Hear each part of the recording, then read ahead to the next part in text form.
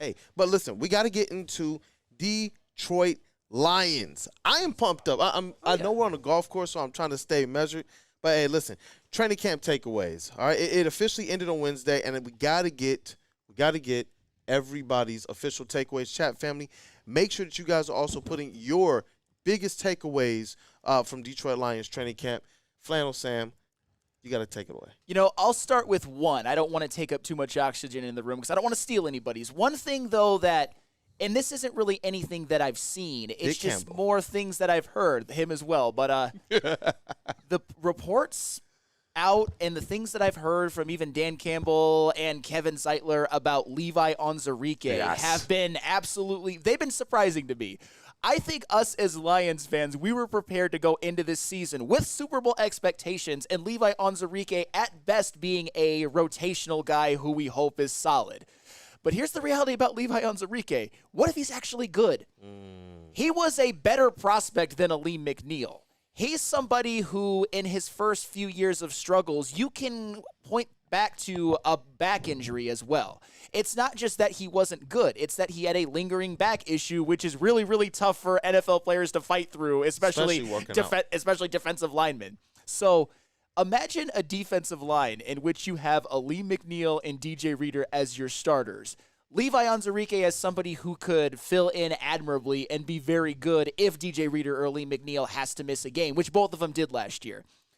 Maybe Levi Onwuzurike is a guy who at the end of this season we're thinking about, do we pay him? I doubt it at this point because at some point you just run out of salary cap. But what if Levi Onwuzurike for this 1 year is one of the missing pieces that makes this defense top 10? And if he does that, then he can be a force multiplier because then that helps out the edges, that helps out the defensive backs, that helps out the linebackers as well. So Levi Onwuzurike potentially being good and not just a role player who plays 10, 15 snaps a game, that is something that I'm looking for this season, and it's basically solely on what I have heard from training camp. Yeah, and that's what I was going to ask you is how much weight do you put in the words of Kevin Zeitler, who made sure to mention what Aleem McNeil and Levi O as the next $20 million men on his defensive line?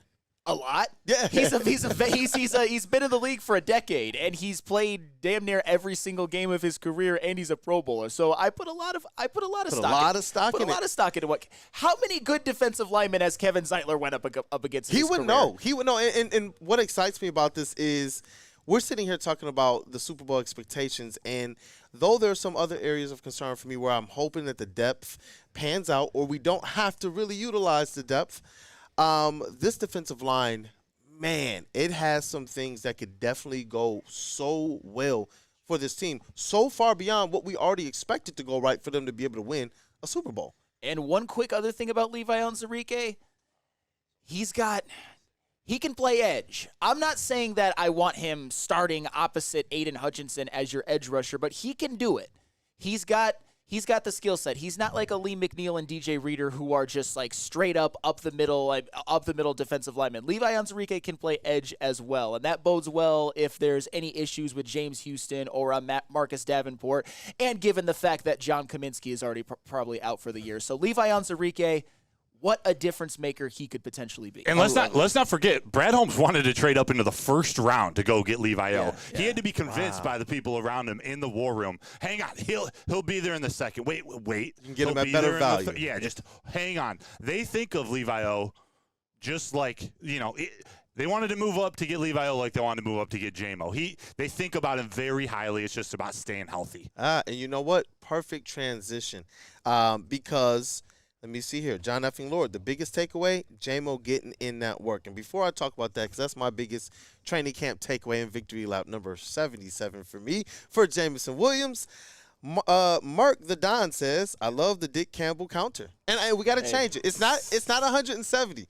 What was it, 130 or 135? Well, I said that if Dick Campbell gets 130 tackles this season, then we'll make the shirt and 130. I will wear it. We gotta do this. But Jameson Williams, have you seen the clip, Sam? Of course I have.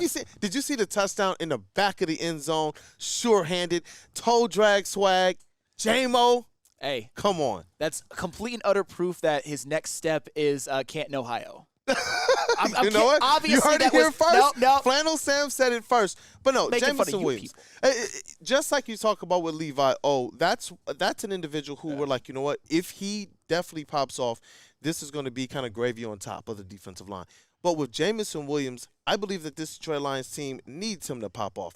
If he's the guy that Dan Campbell has consistently stated, he is the number 2. He has a grip and a handle on everything right now. That's what I'm excited about. And the victory lap I will take, seriously, with Jameson Williams, it's obviously he has to prove it on the field. But what we see right now, and this is my biggest takeaway, is that we know that it's serious to him. We know that he's working. We know that because the first 2 years, we didn't know what was going on with him because of the injuries. We didn't know what was going on with the suspension. But now we know he's going to take the time to get better. He's going to take the time to gain the chemistry with the teammates. He's going to take the time to get better at running routes. He's going to take the time to get better at being crisp. In addition to all of the other things we loved about him, his motor, his blocking downfield, and some of the other intangibles, Jameson Williams proved to me that he's got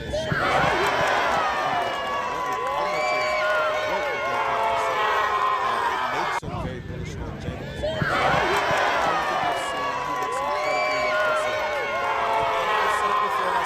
I think he is bound for The four rookies,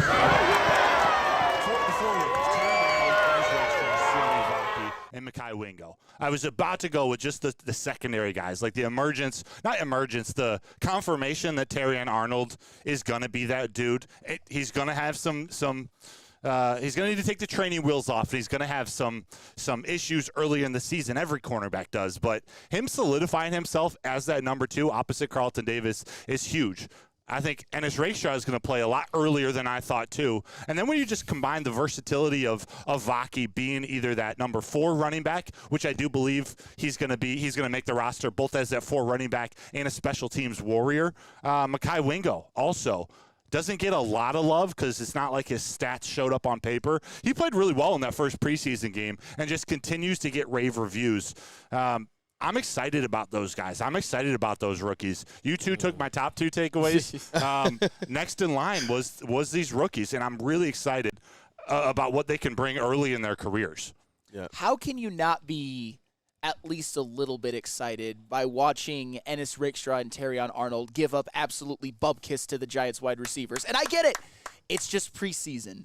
But we saw in the unofficial depth chart that Terrion Arnold was the starting corner. And now what we've also seen is that Emmanuel Mosley is probably not going to be part of the team playing until maybe week 13, 14 at the earliest. So that means that these rookies are going to be counted on maybe a little bit more than you would have thought. So if they're both good, if they're both, I would say, above average rookie defensive players, and with Terrion Arnold, you'd expect maybe even more than that, we keep talking about all of these things that could unlock the Lions getting to the Super Bowl and winning it, and that's just another one. We talked about Levi Onwuzurike. Yeah. We talked about Jameson Williams being the true number 2 receiver. We talk about the rookies. You mentioned Vaki, but I'm going to focus more on the 2 rookie cornerbacks. I would say with training camp, it's been pretty much all roses with those ones, except for the nagging little injuries of Terrion Arnold and Ennis Rakestraw. But on the field, they looked like they belonged in preseason, and all of the reports have been positive. I haven't heard a single negative word about any of them, not one. And you know what? And that's one to take to the bank. It's making me excited because this is a team that already has expectations based on what we know, but they still have so much potential, which can take the ceiling higher. That's why we always say Brad Holmes is cooking. This is a masterclass. I was thinking about it yesterday. I'm like, and I know it's a short window. It's only 3 seasons going into year 4. But have we ever seen anything like this? Like when you talk about in the grand scale of sports, at least how this thing is starting, have we seen or what's been comparable to Brad Holmes to start? It's an awesome thing. From the depths, from Matt Patricia and Bob Quinn, I can't think of anything off the top of my head. I'm sure you could come up with examples, but it just shows you how quickly the Lions came from being the worst organization in professional sports to one of the most well-run organizations in the NFL. All it took was a couple of years and a couple of very big changes. Monumental changes. I have a question for you guys when we get back in this next segment. That's right. Especially after some comments we heard from MCDC, from Dan Campbell yesterday. Are you regretting not re-signing Josh Reynolds? Ooh. I want you guys to answer that when we come back. We've got a few more Lions topics to talk about. Absolutely. Ooh, I cannot wait for that. Broder causing trouble again, huh? That's what I do. Let's rock.